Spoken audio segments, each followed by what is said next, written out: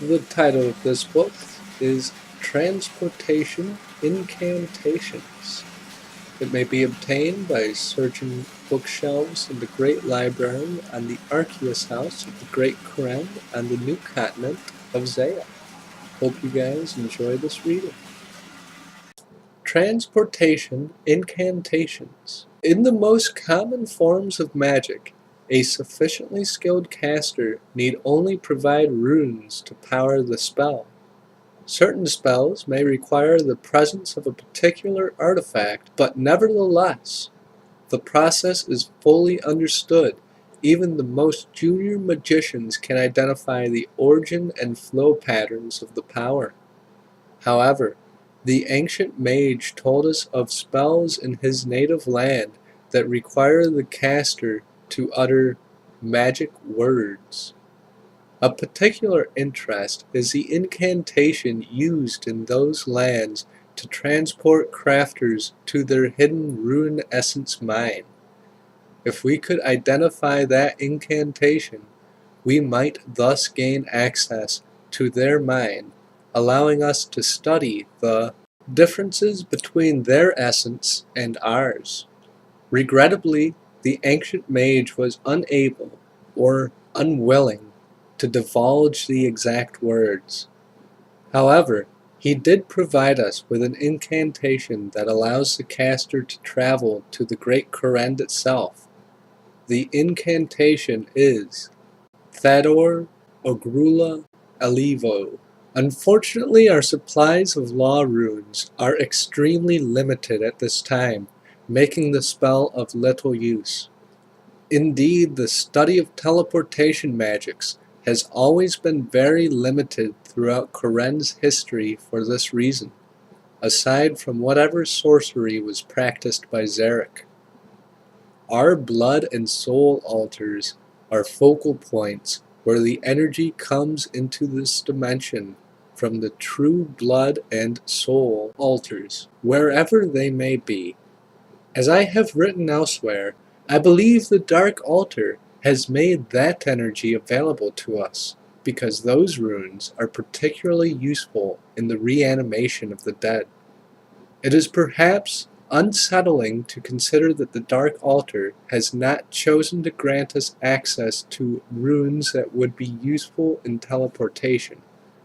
Whatever agenda the Dark Altar may have, it may be best served by the people of Kourend continuing to live here.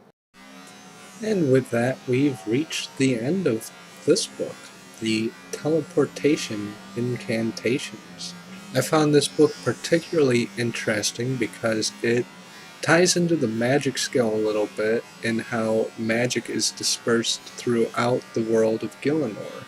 Because on the mainland, the unnamed original continent, there's a lore story behind the rune essence and the use of it to create runes used for magic, and apparently that same line of lore also runs through Zeah, but with a different twist to it, because they have the dense essence, and that was discovered there, and they discovered, well, an explorer from our main continent on the mainland shared knowledge of the rune essence with them. In fact, you can see evidence of this in the Arceuus library in present day, because there will be wizards dressed in blue robes, like from the Wizard's Tower, our wizards, visiting Zeah to learn about their magics. So there's been explorers between the lands. That's a fact that was learned. They have their own essence, which everyone knows because blood runes and soul runes is just a thing in game, the main meta for runecrafting past 77.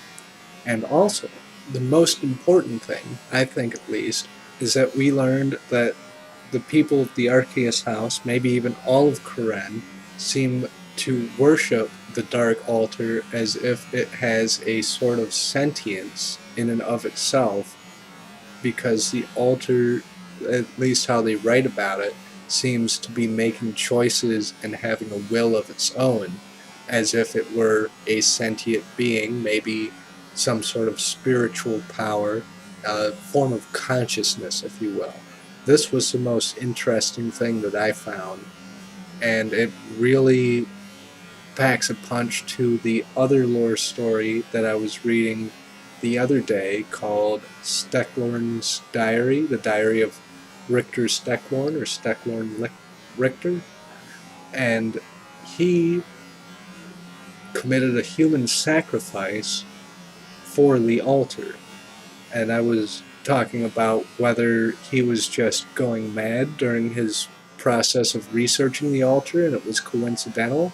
But now with this later text, which is later written chronologically, it seems that the Dark Altar does have a sort of sentience to it, which makes me wonder where Stecklorn's research went, whether human sacrifice became a regular thing at the Dark Altar or not. So maybe that will be some lore coming for Dragon Slayer 2. I'd like to see what happens there. It almost reminds me of the slight details I heard about the Majorat before, for different reasons though. But regardless, let me know what you guys think down in the comments below. Everything you guys have to say was usually pretty interesting, so let me know what you think. Let me know how I did on this lore story and the speculations raised thereafter. And I'll see you tomorrow with yet another lore reading. Peace, guys.